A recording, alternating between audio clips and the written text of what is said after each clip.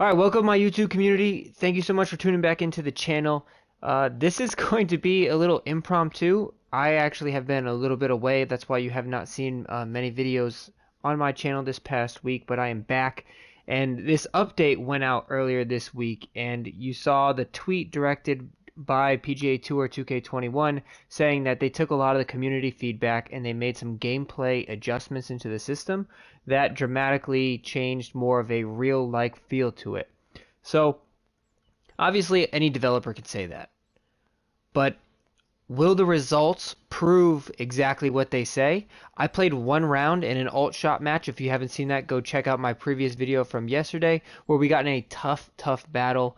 But go check out that video and you will see firsthand just how much swinging fast and swinging extremely slow, which I don't know why you'd swing extremely slow, but anyone who is swinging super fast, that is not the move anymore. And if you are doing that, you are going to severely hinder your ability to shoot low and even come close to your numbers. So I'm going to bring you in here and then I'll kind of just like zoom in. So this is just going to be a lot of the testing and then I'll talk about it as we go. But this is my little practice facility. I do a lot of my testing in this because I can eliminate the wind, I can eliminate the elevation, I can get just exact numbers and yardages to give you guys the most accurate data as possible.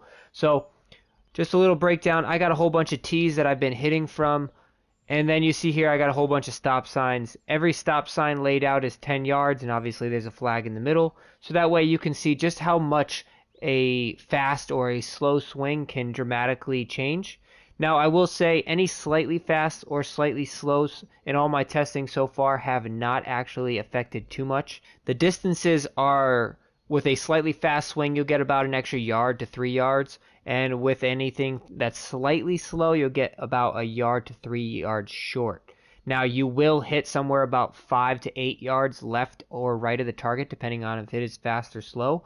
But where I've been getting absolutely insanely different numbers is whether or not you are hitting very fast or just red fast or red slow. And it's kind of I'm really happy that they finally made this challenge, and just this update in general, because people are going to have to completely change what types of clubs they're using, and it's going to kind of really determine who is the better players and who is pretty much needs to get in the lab and do some work. So it's also going to dramatically change what clubs you're using. We're going to talk about my clubs. The clubs I'm using are forgiving clubs, and you can still see right here just how dramatic these results are going to be. Before we get to all these results, if you're new to this channel, I do all of these statistic breakdowns for you as much as I can to the best that I can. As you can see, I'm really devoted as all these clips play through to just putting out as much data as I can because I am a big data guy. And so if you are new to the channel, don't forget to hit that subscribe button as we go through these results. Also mash this like button so that way as many people can get this information as possible, because it's only going to help you guys be able to hit the correct numbers and also just be better at this game. And that's all that matters. As long as people are improving at this game and understanding this game better, we're only going to improve as an entire community. So let's get right into the results here. And they were dramatic. They were absolutely dramatic. And please forgive, you're going to see obviously some wonky meters, but it is very abnormal for me to try to hit very fast or very slows, and it's very hard to keep it between the lines. But just note that even if it is going off kilter a little bit between the white line, that doesn't really matter when it comes to the distance that it's going. That more matters what the start line actually is for the ball. And you'll see different results because I can hit a very fast with a straight meter and it will go shorter than a very fast with a wonky meter. In the end, it's kind of just a variety, but I did see some pretty consistent results, and I think you guys are really going to like what we produced here. So for the driver, right out of the gate, came out with a splash. I used the Titleist TS3, and that's a 292-yard driver for me. On average, I was losing 56 yards. 56 yards with very fast and fast reds. This is a red category. If you are looking in just a slightly fast or slightly slow, throughout this test, I saw about a 3 to 5 yard gain or decrease depending on if it was fast or slow. So you're not really getting penalized too much for hitting slightly fast or slightly slows, but you are getting massively penalized when you come into the red category of very fast and very slow. So just to rehash, the driver categories, anything in the red slow category, so red very slow or red slow, I was averaging 272 yards, which is just about 20 yards, which, I mean, it is 20 yards short of my normal carry distance. And you guys will know, like, I can hit these shots. I completely took out elevation, completely took out wind. So whatever was in the top right of my shot chart is the carry distance that I hit my clubs when I hit a perfect shot. So you guys are just seeing these results just flow through right here. So driver, which is obviously going to be the most important because everyone just tries to hit the driver as far as they can and just try to, usually not everyone, but a lot of people play that way. And you're going to lose 56 yards on average, averaging about 235 yards of carry with the driver. Now going into the 3-wood here. The 3-wood, I wanted to hit off the deck because that's when you use it the most. You use it going into these par 5s, trying to go for eagle. So you're going to be mostly using it off the deck. So I thought that was going to be the biggest benefit for testing, is hitting it off the deck. Hitting it off the tee provided the same results, but I just wanted you to know that this was off the deck. And on average, my 237 yard 3-wood was averaging 54 yards less of carry distance, and I was only averaging 183 yards in carry distance for very fast and fast swings. Now for the slow category, I was doing much better though.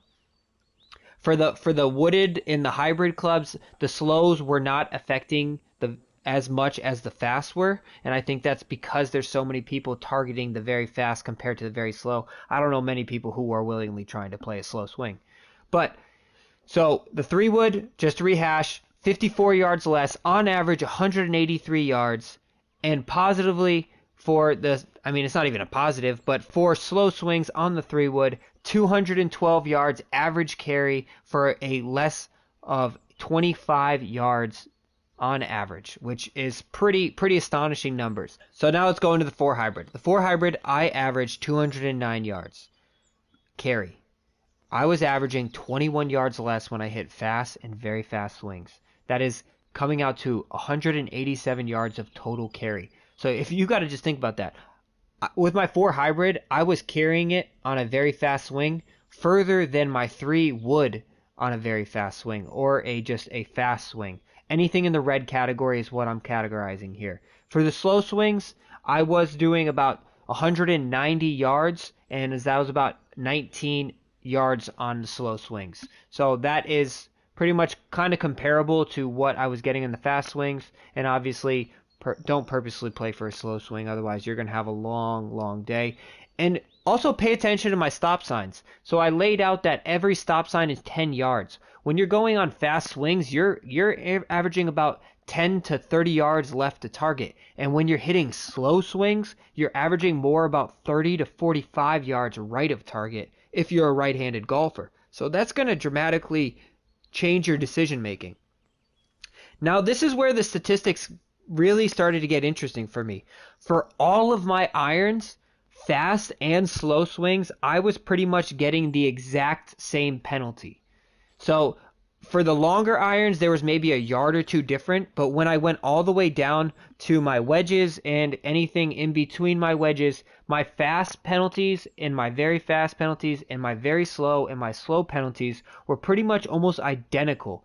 Anything that you're not hitting the club as far, you're going to have less of a penalty. So when it got down to my wedges, I was only averaging 11 yards short of my normal carry distance. My sand wedge, for instance, goes 97 yards. I was hitting that only 86 yards on average. And then we go up a little bit when we get into, like, say, the 7-iron. The 7-iron is a 156-yard club for me. I was averaging 12 yards less with my very fast, very slows, fast slows, anything in the red category. I was averaging 12 yards less in that category. So that is dramatic. I mean, right there out of the gate, just imagine you pull up, you go 156 with my 7-iron, you hit a very fast or in the red category, and you only hit 144 yards in the drink. These are going to dramatically affect the way that you play this game. Now, let me say this. Let me caveat. You can play somewhat in this manner, I guess, but you're just not going to have consistent results. And that's what it's all about. You got to be able to shoot confidently, shoot at your number, and also know what your attributes are with your clubs. I'm going to let you guys know all of my clubs, if you've seen my previous videos, are categorized directed towards forgiveness because I like keeping the ball as straight as possible. As well, on top of that, forgiving is forgiving distances, and these forgiving distances were not that great. And that's partially because my forgiving clubs don't have high level of distance control.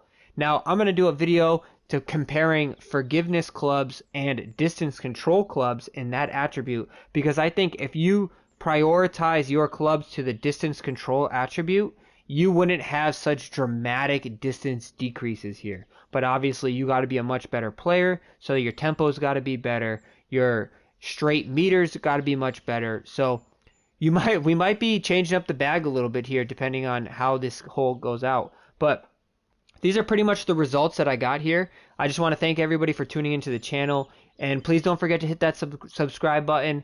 Also, don't forget to like this video, and let's just pass this video around to as many people as possible so that way they can all be just as informed as you are now of how these changes that PGA Tour 2K21 has made and the things that are coming in the future.